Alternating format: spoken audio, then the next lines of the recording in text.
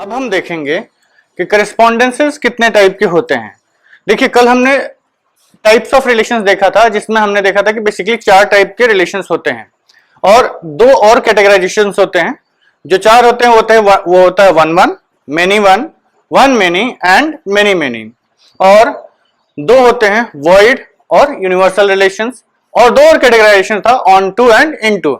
Depending on various criteria for classification, ये जो आपके रिलेशंस हैं इनको वेरियस कैटेगरीज में बांटा जाता है। उसी तरीके से करेस्पॉन्डेंस से भी ये आपके फंक्शंस को क्लासिफाई करने के क्राइटेरियाज हैं। तो इसमें हम क्या करते हैं, हमने कल पढ़ा था कि एक जो आपका वन वन होता है रिलेशन, या तो ये फंक्शन हो सकता है, दूसरा या तो मेनी वन हो। यही 2 रिलेशंस ऐसे हैं जो कि आपके फंक्शन में बन सकते हैं। वन मेनी और मेनी मेनी, ये आपके रिलेशंस कभी भी फंक्शन नहीं बनते हैं। तो वन वन जो फंक्शंस होते हैं इनको हम एक और नाम भी दिया जाता है, इंजेक्टिव। ठीक है, ये नाम भी याद रखिएगा। फंक्शंस के केस में इंजेक्टिव भी यूज किया जाता है। इंजेक्टिव का मतलब है कि sort of you can relate with injection, कि एक एलिमेंट को एक ही के साथ इंजेक्ट किया गया, मतलब एक को एक ही के साथ रिलेट किया गया, तो ये इंजेक्टिव वन वन या मेनी वन। देखिए, जो बेसिक रिक्वायरमेंट है फंक्शन की वो हमेशा दिमाग में रखिएगा कि हर एक एलिमेंट की इमेज मिलनी चाहिए डोमेन सेट के, और डोमेन सेट के हर एलिमेंट की केवल एक ही इमेज मिलनी चाहिए। तो यहां पर मेनी एलिमेंट्स वन से रिलेट हो रहे हैं, लेकिन रिलेट कितने से हो रहे हैं? केवल एक एलिमेंट से रिलेट हो रहे हैं। तो वन वन से रिलेट कर जाए, ये बहुत सारे डोमेन सेट के, को डोमेन सेट के किसी एक से रिलेट कर जाए, लेकिन इधर का जो एक एलिमेंट है डोमेन सेट का, उसका एक ही इमेज मिलना चाहिए। ये बेसिक फंक्शन की रिक्वायरमेंट है। तो ये दोनों हैं रिलेशंस जो कि आपके फंक्शन के कंडीशन को सेटिस्फाई करते हैं। अगर इन दोनों में डोमेन सेट के सारे एलिमेंट्स यूज हो गए तो हमारा रिलेशन फंक्शन बन जाएगा। अब 2 और क्लासिफिकेशंस हमने पढ़े थे, ऑन टू और इन टू। इन दोनों को एक कंबाइन करके हम करेस्पॉन्डेंसेस डिफाइन करते हैं। ठीक है, जैसे अगर आपका रिलेशन फंक्शन वन वन है और इन टू भी हो गया तो ये एक करेस्पॉन्डेंस बना one one and into. अगर आपका फंक्शन वन वन है और ऑन टू भी हो गया तो ये एक नया करेस्पॉन्डेंस बना वन वन ऑन टू। तो बेसिकली आप समझ गए होंगे कि कितने बनेंगे, इसके साथ 2 करेस्पॉन्डेंस बनेंगे और इसके साथ 2 करेस्पॉन्डेंस बनेंगे। तो इन टोटल हमें कितने करेस्पॉन्डेंस पढ़ने हैं? टोटल 4 पढ़ने हैं। देखिए, बाकी अगर आप बनाना भी चाहते हैं correspondences many many onto, many many into, तो वो हमारे फंक्शन के पार्ट नहीं है, तो इसलिए हम उसको नहीं पढ़ते हैं। हम केवल पढ़ेंगे ये जो 4 आपकी कैटेगरीज हैं, पहली one one and into, और दूसरा है one one and onto, तीसरा है many one and into, और चौथा है many one and onto. ठीक है, ये सारे रिलेशंस फंक्शन हो सकते हैं। फंक्शंस इन 4 करेस्पॉन्डेंसेस में हम बांटते हैं। ठीक है, अब इसका एक छोटा सा एग्जाम्पल लेके हम समझने की कोशिश करते हैं।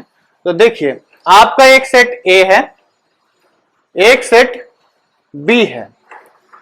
तो यहां पर मान लीजिए आपने 1 2 3 एंड 4 लिया, यहां पर ए बी सी डी।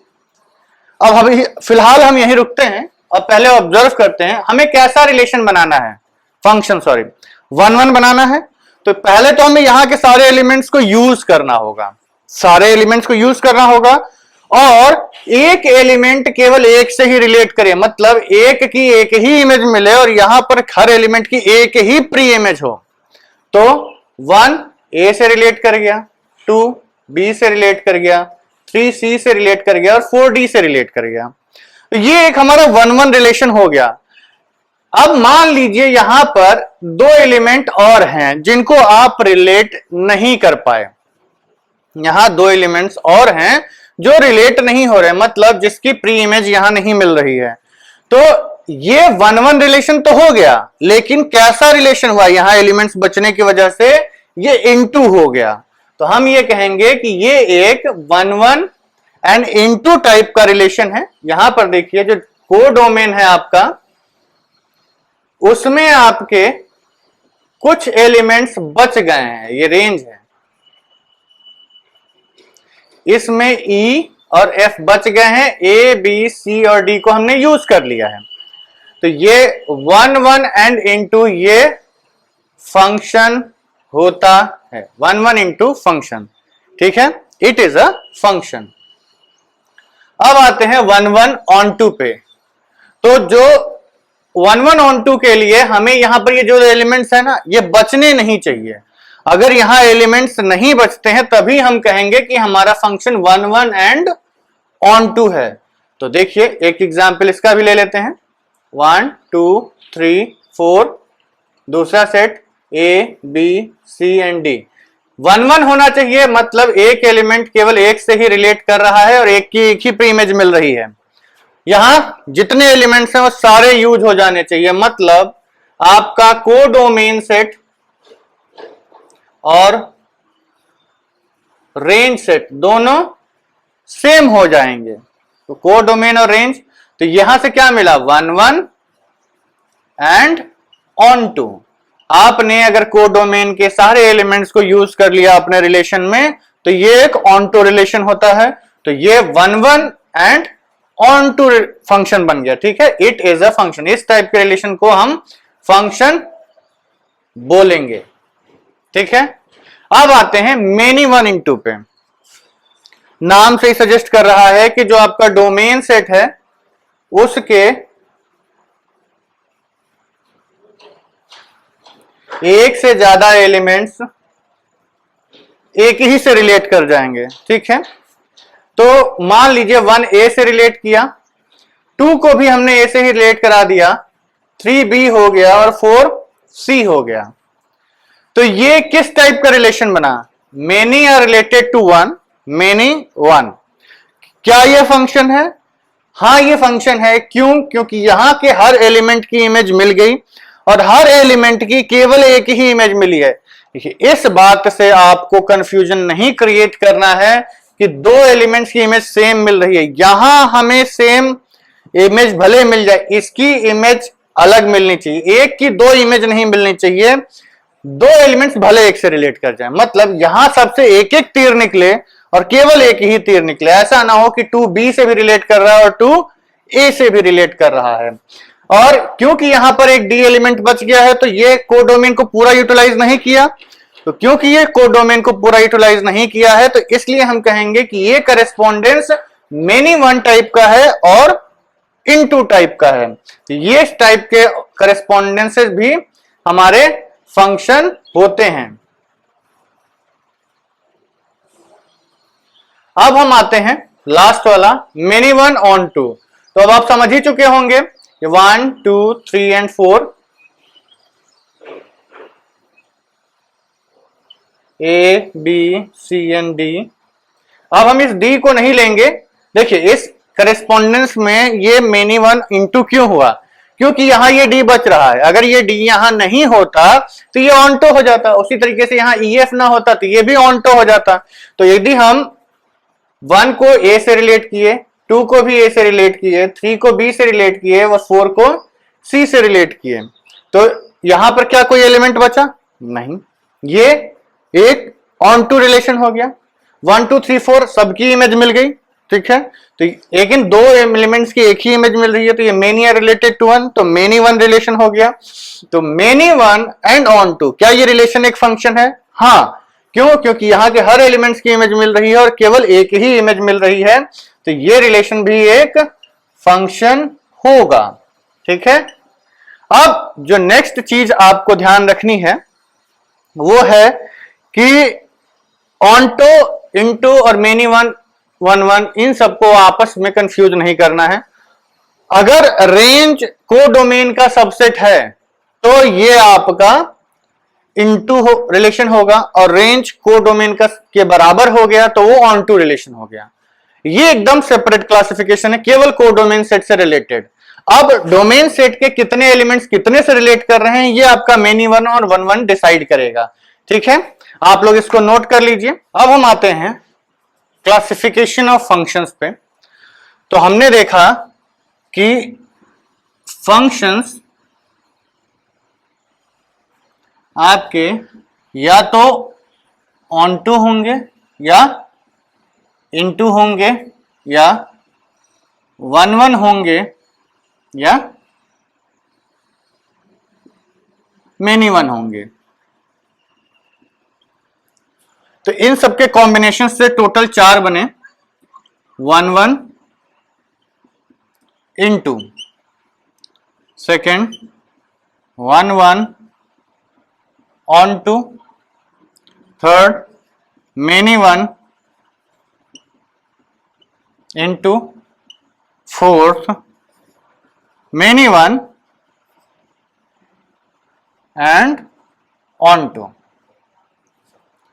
हमने आपको यह भी बताया कि जो ऑन टू होते हैं, सॉरी हमने वन वन वाला आपको बताया था कि ये आपका इंजेक्टिव बोला जाता है।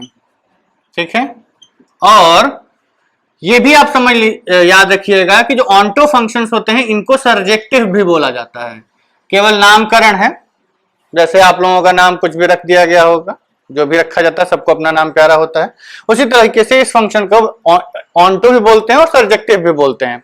तो आपको नाम याद रखना है कि अगर कभी क्वेश्चन में आ जाता है कि it is a surjective function, और या फिर आपको असर्टेन करना है कि ये सर्जेक्टिव फंक्शन है, तो आपको क्या चेक करना है। ठीक है, तो ऑन्टो फंक्शंस को सर्जेक्टिव बोलते हैं, मतलब ये वो फंक्शंस होते हैं जो पूरी की पूरी डोमेन में अपनी रेंज दे देते हैं, ये सर्जेक्टिव बोले जाते हैं। और जो फंक्शंस केवल वन वन रिलेट करते हैं उनको हम इंजेक्टिव बोलते हैं। तो यदि आप यहां ध्यान से देखें तो ये एक इंजेक्टिव और सर्जेक्टिव बोथ फंक्शन है। One one onto function जो होता है ये इंजेक्टिव एंड सर्जेक्टिव होता है। तो ध्यान, अब ये इसका एक और नाम बोला जाता है, जो फंक्शंस इंजेक्टिव एंड सर्जेक्टिव होते हैं उनको हम बाइजेक्टिव भी बोलते हैं। मतलब अगर केवल आपको एक वर्ड दे दिया गया कि this given function is a bijective function, तो ये फंक्शंस हमारे इंजेक्टिव और सर्जेक्टिव दोनों होंगे, यानी कि one one and onto होंगे। और इन फंक्शंस की एक और खास बात होती है कि यदि हम इसका इनवर्स लिखें तो वो इनवर्स रिलेशन भी एक फंक्शन ही कहलाएगा, वो इनवर्स रिलेशन भी एक फंक्शन ही होगा। हर केस में ऐसा नहीं होगा, इनफैक्ट हर केस में ये हो ही नहीं पाएगा। केवल एक यही बाइजेक्टिव फंक्शंस ऐसे फंक्शंस होते हैं जिसका कि इनवर्स फंक्शन डिफाइंड होता है। ठीक है, तो इसको भी आप नोट करके लिख लीजिए कि ओनली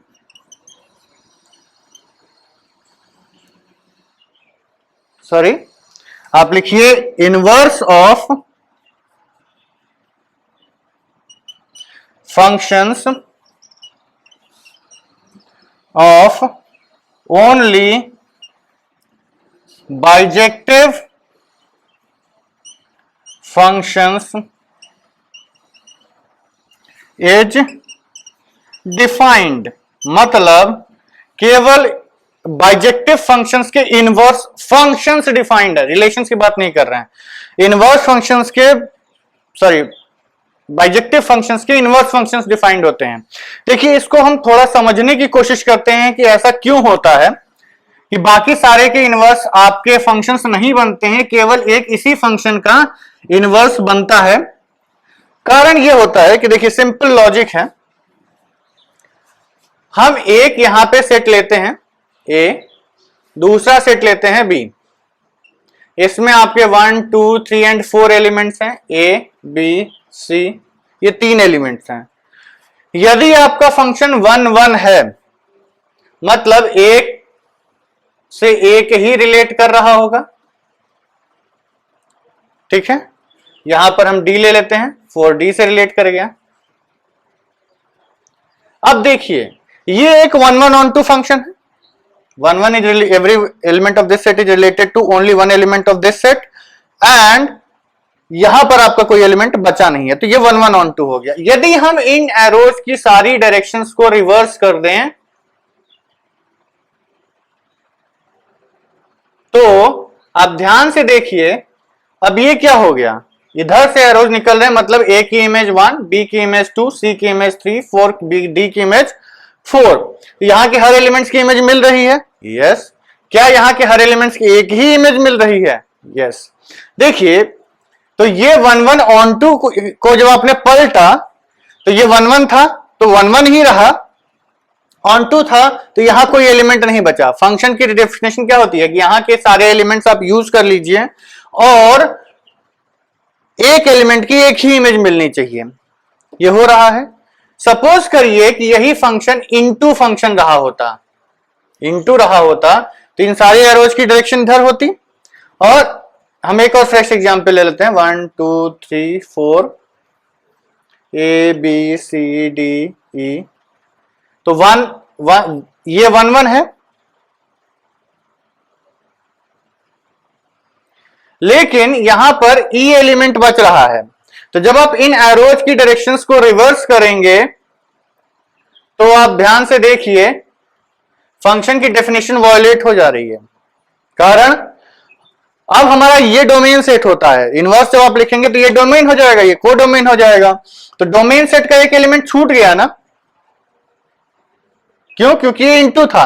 तो ऑब्वियस सी बात है जब आप इसको रिवर्स करेंगे तो इस सेट का एक एलिमेंट बचेगा जो पहले रिलेट नहीं किया था, तो ये एक फंक्शन नहीं बचा, मतलब 1 1 इंटू फंक्शन नहीं है।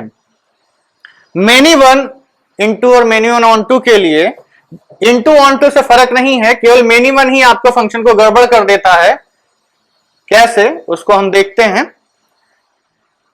सपोज करिए ये आपका सेट है 1 2 3 4 और ये आपका सेट है ए बी सी। 1 ए से रिलेट किया, 2 भी ए से रिलेट किया, 3 बी से रिलेट किया, 4 सी से रिलेट किया। Very good, it's a function. Every element of this set is related to one and only one element of this set, 1a 2a 3b 4c, nothing is left here। तो कौन सा function बना, ये many 1 and on 2 बना। अब यदि हम इन सारी एरोज को रिवर्स कर दें, a1 से रिलेट किया, a2 से भी रिलेट किया, b3 से रिलेट किया, c4 से रिलेट किया, तो जब ये सेट आपका डोमेन सेट बन जाता है तो a की कितनी इमेज मिलने लगी, इनवर्स लिखते ही ए की 2 इमेज मिल गई ना। पर कंडीशन क्या है, ये है कि इस सेट के एक एलिमेंट की एक ही इमेज मिलनी चाहिए, तो फिर गड़बड़ हो गई। सो केवल 1 1 एंड ऑन 2। देखिए अगर इनटू रहेगा तो इनवर्स फंक्शन नहीं बनेगा, क्यों? क्योंकि इनवर्स लिखने के बाद आपके डोमेन में एलिमेंट्स बच जाएंगे। और मेनी 1 रहा तो जैसे ही पलटेगा ये 1 मेनी बन जाएगा, और 1 व्हेन रिलेटेड टू मेनी ये फंक्शन नहीं होता है। ठीक है, आई होप इतना आपको क्लियर हो गया होगा। आप इन केवल नामों को अच्छे से याद रखिएगा, surjective, bijective, injective, 1 1 on 2, 1 1 into, many 1 on 2, many 1 into।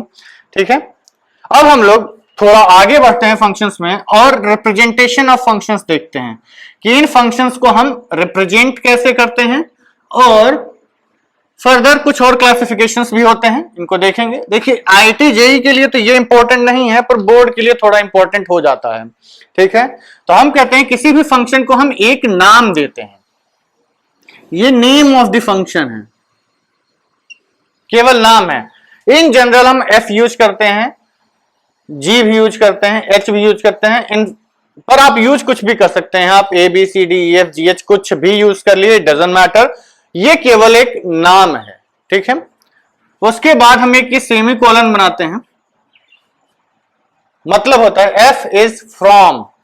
यहां पर हम एक सेट लिखते हैं ए, एरो बनाते हैं, और दूसरा सेट लिखते हैं B.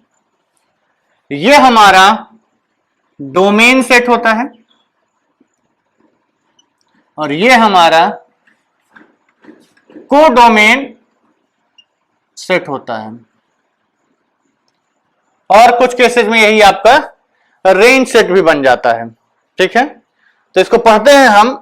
F is from A to B, पहला सेट, first set is the domain set, second set is the codomain set. इसी सेट से आपकी रेंज निकलती है। फंक्शन है तो A के सारे एलिमेंट्स यूज होने ही चाहिए। यदि A के सारे एलिमेंट्स नहीं यूज हुए तो ये आपका फंक्शन नहीं रहेगा। ठीक है, फॉर एग्जाम्पल हम लिखते हैं y is equal to f of x।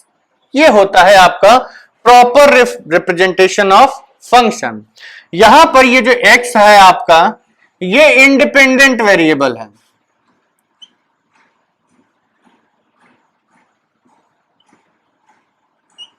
और ये y जो है दैट इज fx जो फंक्शन की वैल्यू है, ये आपका डिपेंडेंट वेरिएबल है। ठीक है, देखिए ये नाम याद रखना है आपको।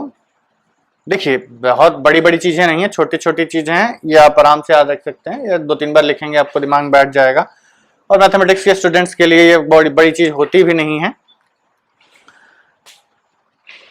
ये नामकरण क्यों किया गया, कोई खास वजह नहीं है, कारण बस इतना है कि जब आप किसी फंक्शन को डिफाइन करते हैं y is equal to f of x, तो यहां पर हम x की जगह इस सेट से अपने मन से वैल्यूज पुट करते रहते हैं। ठीक है, ये इंडिपेंडेंट है सेट A से कोई भी वैल्यूज उठा के रखने के लिए, तो ये यहां से सारी वैल्यूज अटेन करता रहता है।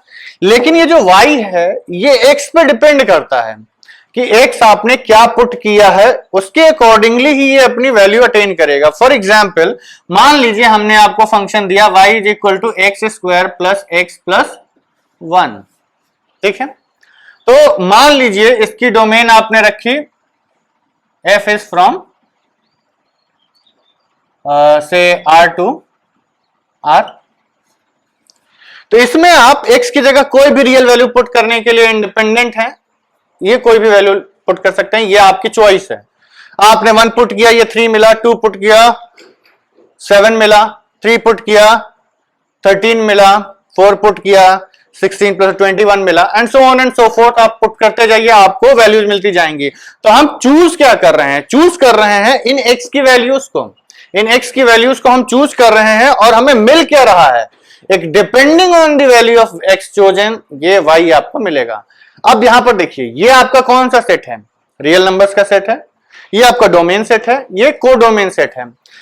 यहां पर आप x की कुछ वैल्यूज पुट करेंगे, y की वैल्यूज मिलेंगी इस सेट में। ठीक है, तो अब आपको समझ में आ गया होगा कि इसको हम इंडिपेंडेंट और इसको डिपेंडेंट क्यों बोलते हैं। समझिए बेसिकली, चलिए हम आगे इसको डिस्कस कर लेंगे। अभी आप इसको समझिए कि ये जो फंक्शन है ये नाम कुछ भी हो सकता है। जैसे आपने फिजिक्स में पढ़ा होगा कि s is equal to u t plus half a t square, जहां पर u आपका इनिशियल वेलोसिटी होता है, a आपका एक्सेलरेशन होता है, टाइम t टाइम होता है। यहां पर u फिक्स होता है, a फिक्स होता है, t वेरी करता है। बेसिकली देखा जाए तो s किसका फंक्शन बना, फंक्शन ऑफ टाइम। तो ये s फंक्शन ऑफ टाइम है, ये टाइम के ऊपर डिपेंडेंट अपनी वैल्यूज अटेन करता है। मतलब टाइम आप चेंज करते जाइए, डिस्टेंस आपको अलग अलग मिलता जाएगा। या v is equal to u plus a t, यहां वेलोसिटी आपका टाइम का वेरिएबल है। तो ये इंडिपेंडेंट वेरिएबल, ये डिपेंडेंट वेरिएबल, ये अलग अलग वैल्यूज अपनी अटेन करता रहेगा। देखिए तो ये जरूरी नहीं है कि यहां हम y ही लिखें, वेरिएबल आपका x ही होगा, नाम f ही होगा। आप कुछ भी लिख सकते हैं, s is equal to a of t where a is a function, उसको आप कुछ भी डिफाइन कर दीजिए। तो ये केवल नामकरण है, इससे इस गफलत में मत रहिएगा कि ये जो x है यही हमारा हमेशा इंडिपेंडेंट वेरिएबल होगा। आप ऐसे भी लिख सकते हैं x is equal to y square plus 2y plus 4। तो यहां पर आपका इंडिपेंडेंट वेरिएबल क्या हो गया, y, डिपेंडेंट वेरिएबल x। तो जिसमें आपने फंक्शन को डिफाइन किया वो आपका इंडिपेंडेंट वेरिएबल हुआ, और जिस वेरिएबल की वैल्यू मिलती है हमें वो हमारा डिपेंडेंट वेरिएबल होता है। ठीक है, अब हम कुछ टाइप्स ऑफ फंक्शंस देख लेते हैं। टाइप्स ऑफ फंक्शंस में सबसे पहला आपका आता है एक्सप्लिसिट फंक्शंस,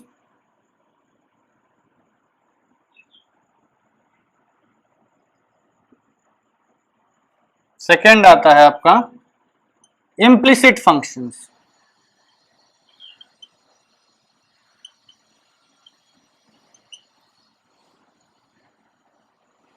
एक्सप्लिसिट फंक्शंस वो होते हैं जिसमें आपका एक्सप्लिसिट, जैसे वर्ड इटसेल्फ ही दिखा रहा है आपका कि it's a clearly expressed function, मतलब here independent, that is dependent variable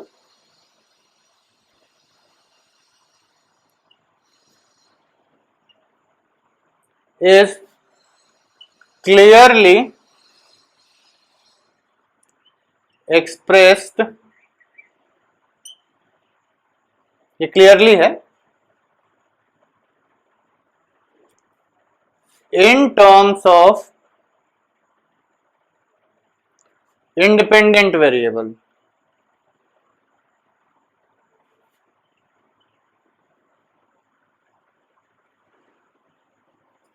अर्थात y is equal to x square, y को हमने क्लियरली एक्स स्क्वायर के टर्म, x के टर्म्स में लिख दिया, ये इंडिपेंडेंट ये dependent, y is equal to log x, y is equal to log x plus sine x, कुछ भी हो, जब तक आपका independent dependent variable clearly independent variables के टर्म्स में दिया हुआ है, यह हमारा एक्सप्लिसिट फंक्शन होता है। ठीक है, इम्प्लिसिट फंक्शंस में हम ये कहते हैं कि यहां पर here dependent variable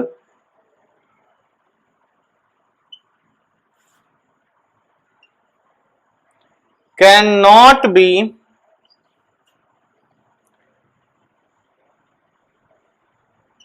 clearly expressed in terms of independent variable.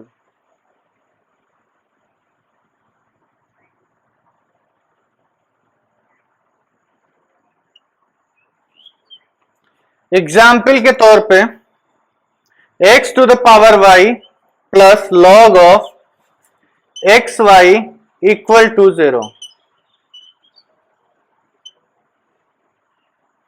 अब यहां कौन सा डिपेंडेंट है कौन सा इंडिपेंडेंट है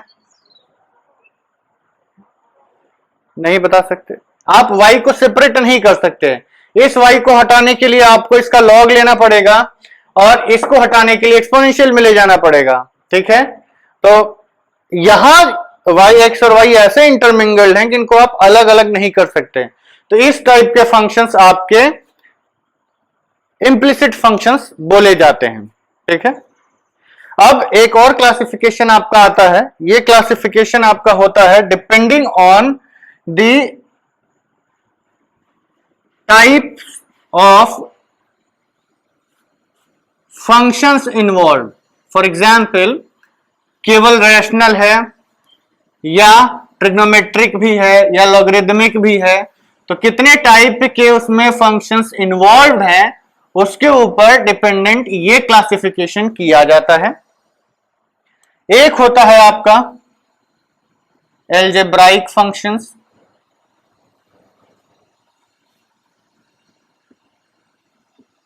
और दूसरा होता है आपका ट्रांसेंडेंटल फंक्शंस। ठीक है, एल्जेब्राइक फंक्शंस जैसे मोनोमियल्स, मोनोमियल्स मतलब जिसमें केवल एक ही टर्म होता है, सेकंड बाइनोमियल्स और क्वाड्रेटिक। ठीक है, ये आपका एक एल्जेब्राइक फंक्शंस का क्लासिफिकेशन होता है, इसमें रैशनल भी आता है, रैशनल फंक्शंस। दूसरे होते हैं ट्रांसेंडेंटल, जिसमें आपका लॉगरिदमिक आता है, सेकेंड ट्रिग्नोमेट्रिक आता है, तीसरा एक्सपोनेंशियल भी इसी में आ जाता है। ठीक है, यह mixture of all this exponential. ठीक है, ये सारे आपके क्लासिफिकेशंस हैं। इसमें आप मोनोमियल्स, बाइनोमियल्स, पॉलिनोमियल्स, ये सब आपके क्लियर ही होगा कि मोनोमियल्स इसमें y is equal to x, y is equal to x square, binomial y is equal to a x plus b, a x square plus b x plus c, दो दो terms आते हैं।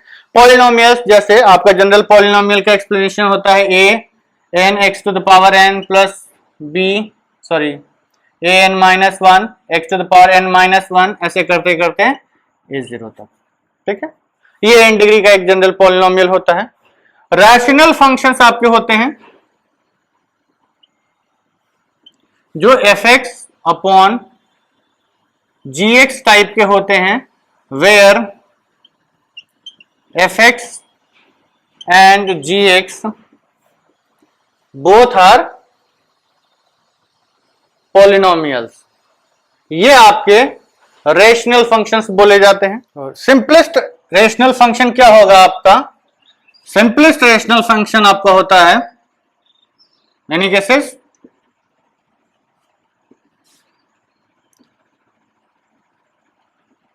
ये आपका होता है 1/x। ठीक है, 1 भी एक पॉलिनोमियल है 0 डिग्री का और x भी एक पॉलिनोमियल है 1 डिग्री का। तो पॉलिनोमियल अपॉन पॉलिनोमियल ये एक रेशनल फंक्शन हो गया, ये आपका सबसे सिंपलेस्ट रेशनल फंक्शन है। ठीक है, अब हम यहां पर कुछ एग्जांपल्स लिखेंगे, आप ये बताइएगा क्या ये रेशनल फंक्शंस हैं या नहीं है। ठीक है, सपोज करिए आपका फंक्शन है sine x plus x square plus 2 upon x plus 3। क्या ये रेशनल फंक्शन है? थिंक, आप सोचिए, तब तक हम एक और एग्जांपल लिख देते हैं। f of x is equal to sine 2 plus x square plus 2 upon x plus 3। इन दोनों में से कौन सा रेशनल फंक्शन होगा और कौन सा रेशनल फंक्शन नहीं होगा? ये रेशनल फंक्शन नहीं है, नॉट अ रेशनल फंक्शन। कारण साइन एक्स न्यूमरेटर का पॉलिनोमियल नहीं है। क्या ये होगा? यस, ये हो जाएगा। Yes, rational function. अब आपके दिमाग में हो सकता है ये दुविधा आ जाए कि यहां पर भी तो साइन है, ट्रिग्नोमेट्रिक फंक्शन इन्वॉल्व इन्वॉल्व है, लेकिन इस साइन 2 में और इस साइन 2 में वैल्यू के अलावा और कोई अंतर नहीं है। मींस ये भी एक कांस्टेंट नंबर है और ये साइन 2 भी एक कांस्टेंट नंबर ही है। ये कांस्टेंट नंबर होने की वजह से ये दोनों मिलके जोड़ के एक नया कांस्टेंट सपोज करिए c बना देगा। तो बेसिकली न्यूमरेटर में क्या लिखा है? X square plus a constant number. तो ये जो आपका है ये रेशनल फंक्शन हो जाएगा, लेकिन ये रेशनल नहीं होगा, ये आपका ट्रांसेंडेंटल फंक्शन होगा। ठीक है, अब एक छोटा सा टर्म यूज होता है कि what is fixation of functions. तो क्लासिक फिक्सेशन ऑफ फंक्शंस जो होता है उसको हम लिख लेते हैं फिक्सेशन ऑफ फंक्शंस। इसमें बेसिकली हम सबसेट्स क्रिएट करते हैं कि ये जो सबसेट्स हैं आपके ये किस हिसाब से होते हैं। तो जो मोनोमियल्स होते हैं वो सबसे अंदर वाले सेट में आते हैं, मतलब ये सबसे इनिशियल है। मोनोमियल्स जो आपके सबसे सिंपलेस्ट फंक्शंस होते हैं। अब इसके बाद आप बाइनोमियल भी लिख सकते हैं, क्वाड्रेटिक भी लिख सकते हैं, क्यूबिक भी लिख सकते हैं, लेकिन हम सीधे उसको पॉलिनोमियल लिख देते हैं। ठीक है, मोनोमियल्स, फिर पॉलिनोमियल्स, फिर इसके बाद आते हैं रैशनल फंक्शंस।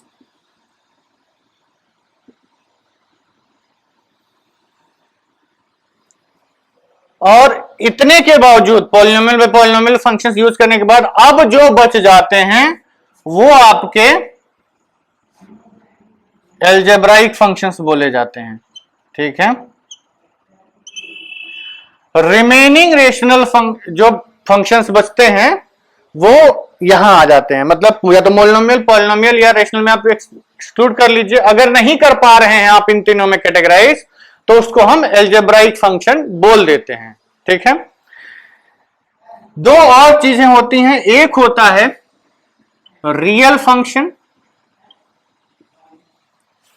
इसमें हम कहते हैं कि if a is defined from suppose a to b, एक फंक्शन आपने डिफाइन किया, function f defined from a to b, यदि यहां पर if a and b both are subsets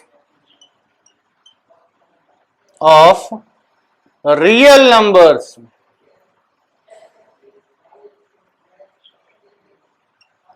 then it is a real function। मतलब input भी real, output भी real, तो केवल आप रियल में ही डील कर रहे हैं तो इन सबको रियल फंक्शंस बोला जाता है। एक और होता है real valued function.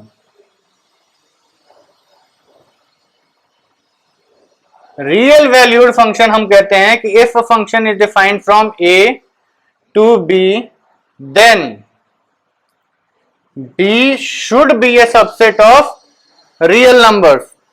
b should be a subset of real numbers, a may or may not be real। तो याद रखिएगा रियल फंक्शंस कौन से होते हैं और रियल वैल्यूड फंक्शंस कौन से होते हैं। रियल फंक्शंस वो होते हैं जिसमें a और b मींस डोमेन और कोडोमेन दोनों के दोनों आपके रियल नंबर्स के ही सबसेट होते हैं। और रियल वैल्यूड फंक्शंस में हम ये कहते हैं कि जो रियल वैल्यूड, नाम ही सेल्फ एक्सप्लेनेटरी है कि ये रियल वैल्यूज अटेन करता है, रियल वैल्यूज अटेन करता है। तो जिस सेट में हमें वैल्यूज मिल रही हैं that is the codomain set, वो आपका कौन सा सेट होना चाहिए, रियल। मतलब अगर फंक्शन केवल रियल वैल्यूज अटेन कर रहा है तो ये एक रियल वैल्यूड फंक्शन है।